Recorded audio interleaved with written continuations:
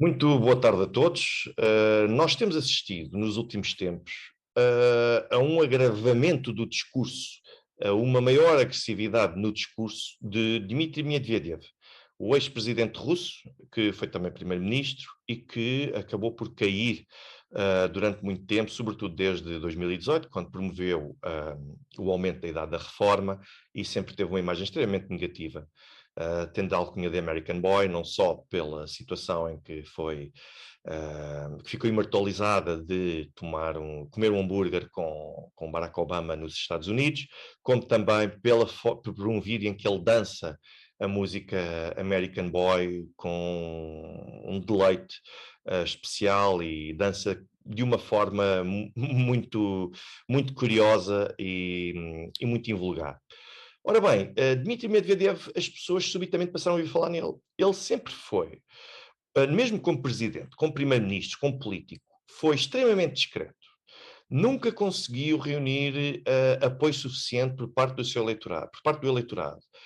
Aliás, ele chegou a um passado muito recente, até antes do início da intervenção militar da Rússia na Ucrânia. Medvedev, aquilo que fez foi ser discreto. Ele tinha um grau de popularidade inferior ao de Navalny. Navalny andava em torno de 2%, não passava muito disso, andava por aí. E Medvedev andou nos 1,9%, 2% também não passava. Ou seja, era mais popular Navalny do que Medvedev. Isto é justificado pelo quê?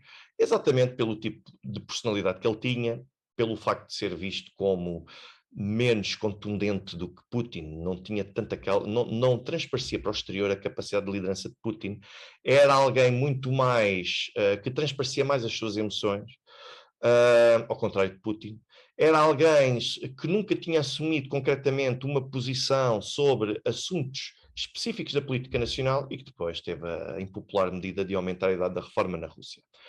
Acabava por ser tido como alguém que, embora fosse preferido pelo Ocidente para suceder a Vladimir Putin, porque era alguém que estaria mais predisposto a poder aproximar-se do Ocidente, não só ele, como também Elvira Nabiullina.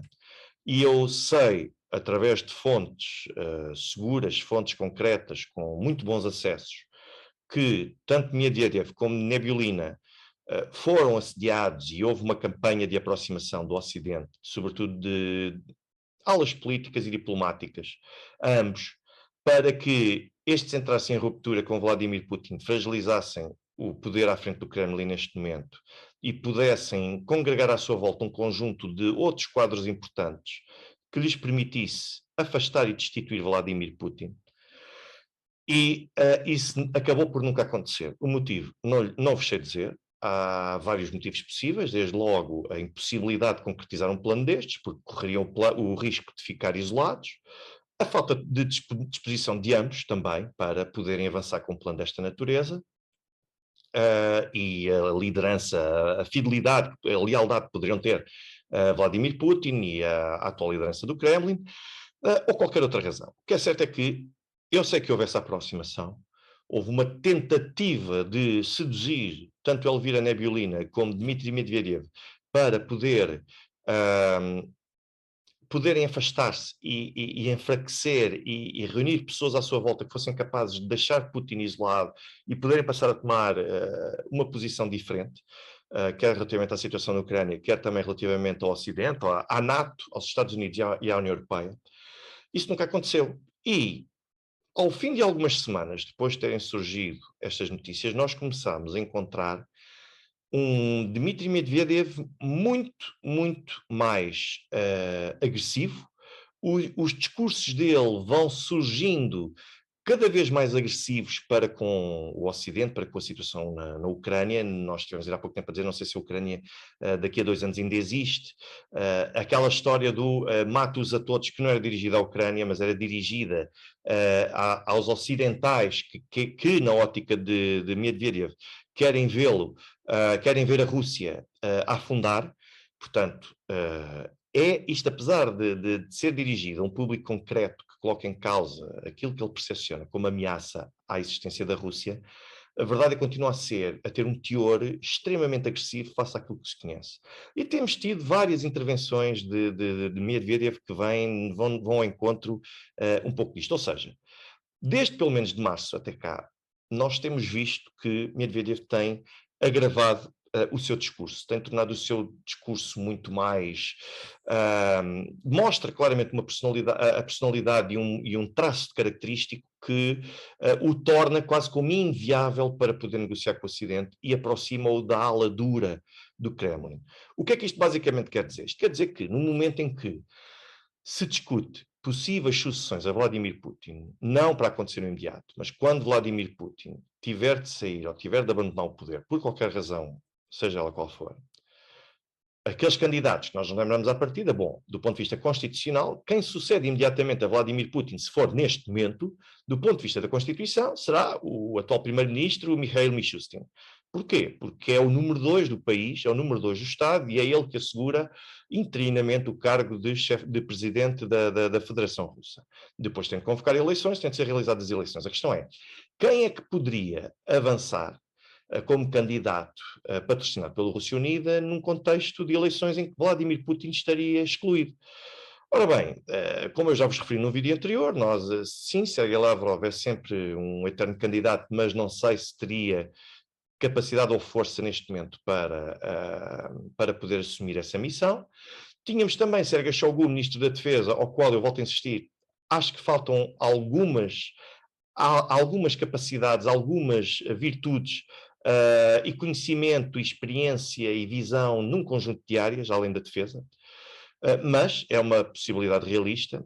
E depois tínhamos também Sergei Sobyanin, o presidente da Câmara de Moscou. Ora bem, o que é que eu daqui quero retirar? Quero retirar que, com base nisto tudo, nós temos estes 3 candidatos e Dmitry Medvedev foi excluído dessas contas à partida. Dmitry Medvedev nem sequer era uma alternativa, não era uma opção, porque era extremamente impopular e seria uma questão de tempo. Uma coisa, ele até poderia ser presidente da Federação Russa, mas ser um presidente da Federação Russa, sem corte, sem apoio, sem nada, basicamente só teria o título e seria uma questão de tempo até cair, e se calhar cair de uma forma bastante dramática.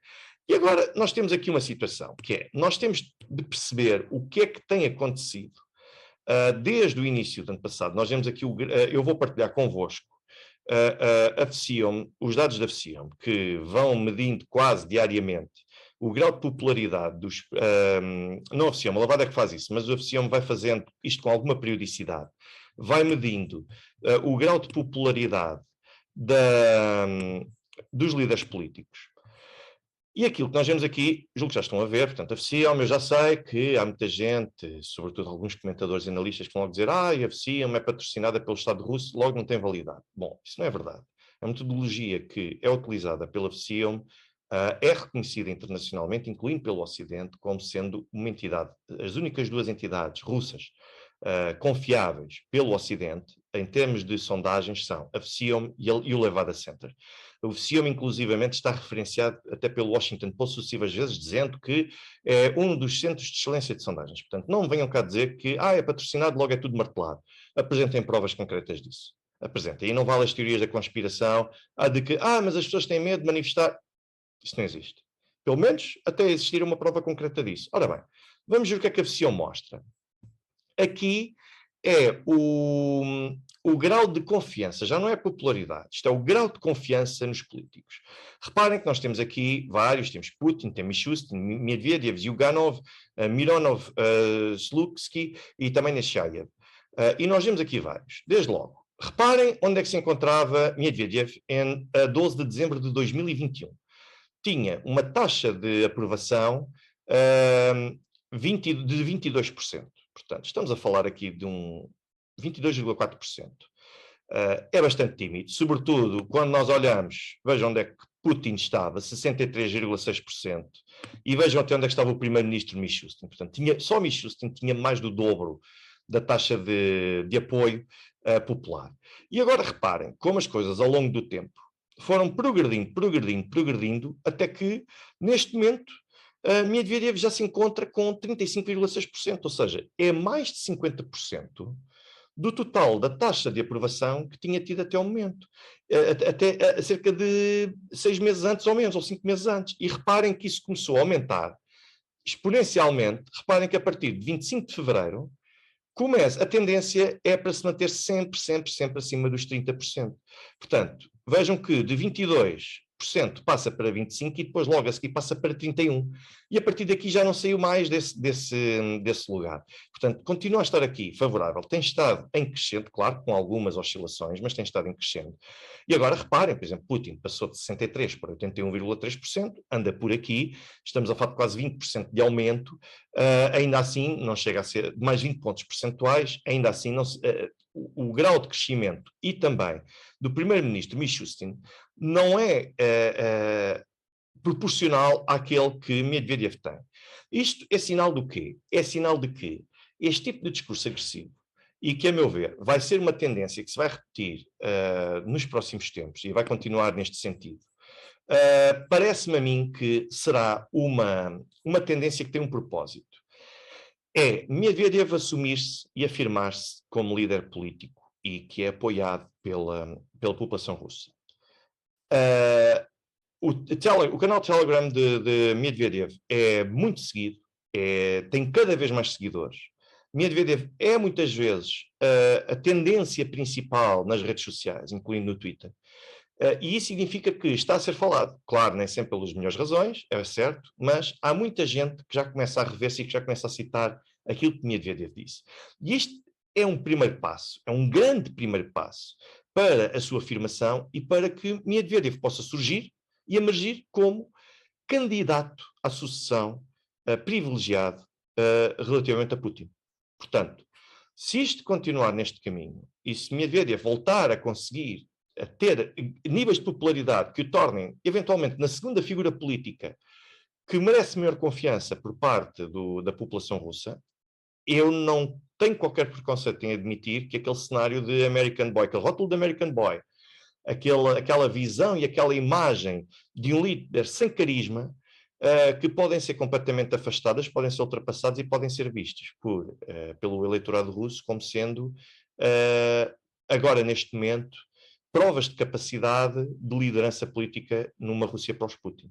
Portanto, isto era apenas aquilo que eu queria trazer à vossa apreciação, porque estejam atentos a Medvedev, porque ele vai continuar a falar, vai continuar a ter intervenções, sigam-no, vejam aquilo que ele diz, que é muito importante, é muito interessante nós percebemos o que é que os russos dizem, e sobretudo não é só o que Putin diz, é o que várias pessoas à sua volta, sobretudo aqueles que já são teoricamente presenciáveis, e outros que começam outra vez a recuperar terreno para se tornarem novamente presidenciáveis e candidatos à sucessão, dizem, é a melhor forma de nós conseguirmos perceber o que é que efetivamente nós podemos esperar da Rússia neste momento, porque também muitas vezes refletem e é com aquilo que é dito nos bastidores, no Kremlin, mas não pode ser sempre o mesmo a falar, e também demonstra o que é que nós podemos esperar da Rússia no futuro, porque este tipo de linhas só podem ser seguidas no futuro se o líder tiver esse apoio, e o líder só terá esse apoio se mantiver a coerência com aquilo que disse, caso contrário, perde-a, e na Rússia perde-a com muita facilidade. Uma boa tarde a todos.